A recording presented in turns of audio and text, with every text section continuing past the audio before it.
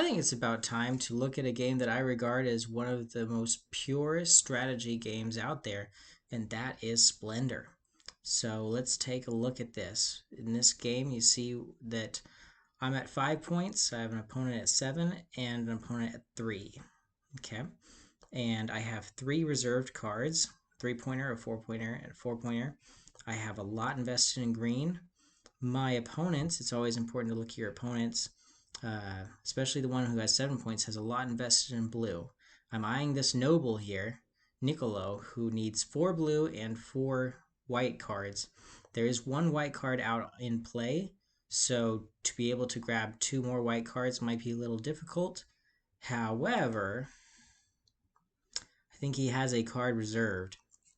He has a hidden card that might also be a white card.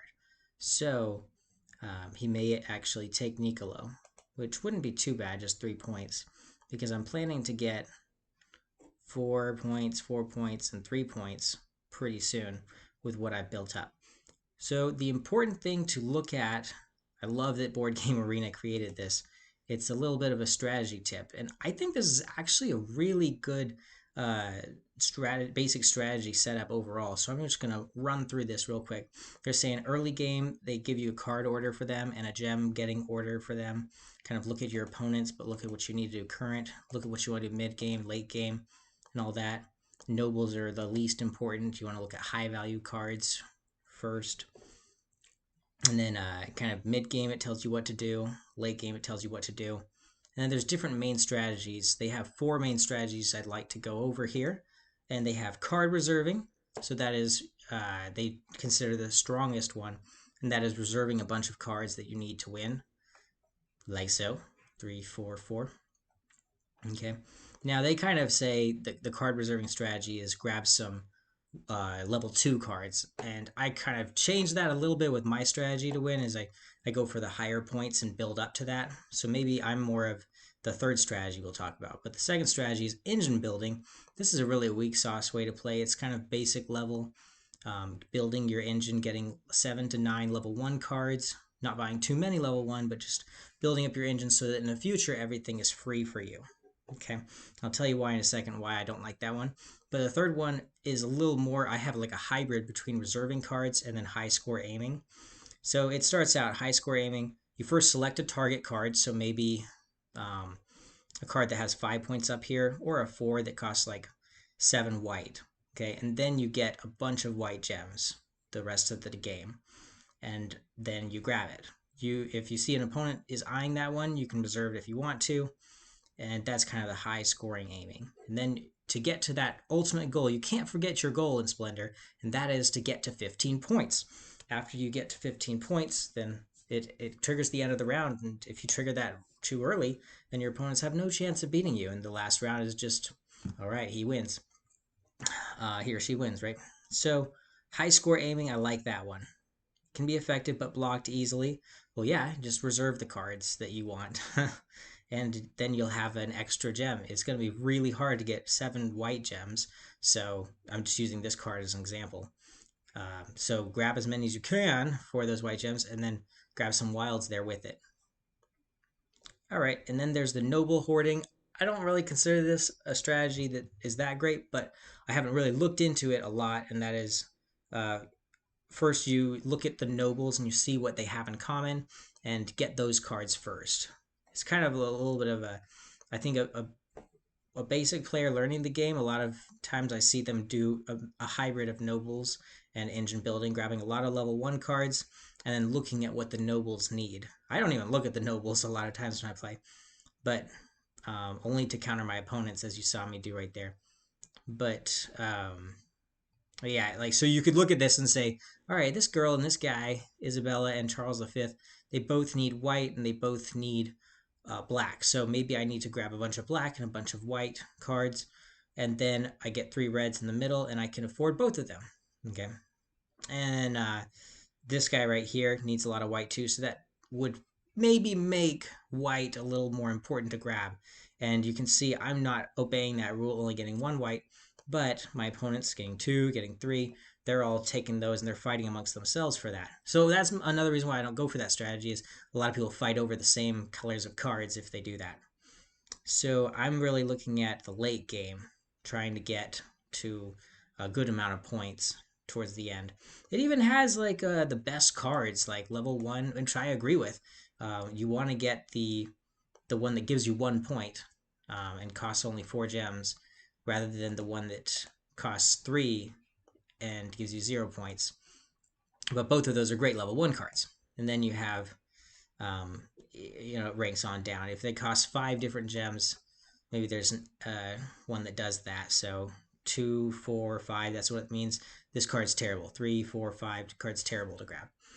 So that is kind of the best. They give a top tier for level 1 cards.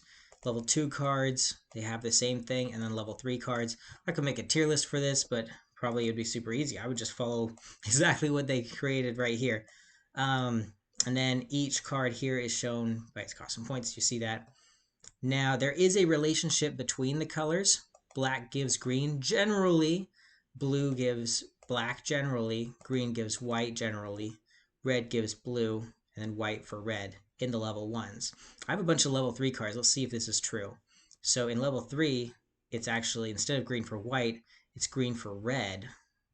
And then red for black, and white for blue, and black for white.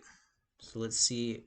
I have black for white, but then I have a green for green. So it doesn't always follow those rules, but it is something to consider. See how this one is blue for green at the level 2, and you see that there, blue for blue, green for green at the level 2. No, I actually just forgot. This is not a level 1 card. This is a level 2, and this is the best level 2 card. I think that's what they're saying. Yeah, 6 coins or gems for 3 points.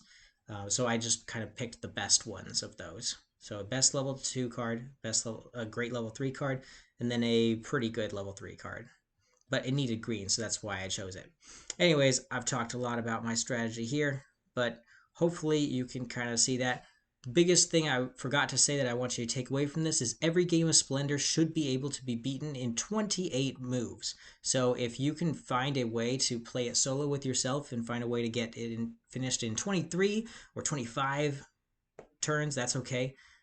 Get to 15 points in that time, then perfect. So right now it is currently on move 68. I'm just gonna kind of think through this. So if it's on move 68, oh boy, 68.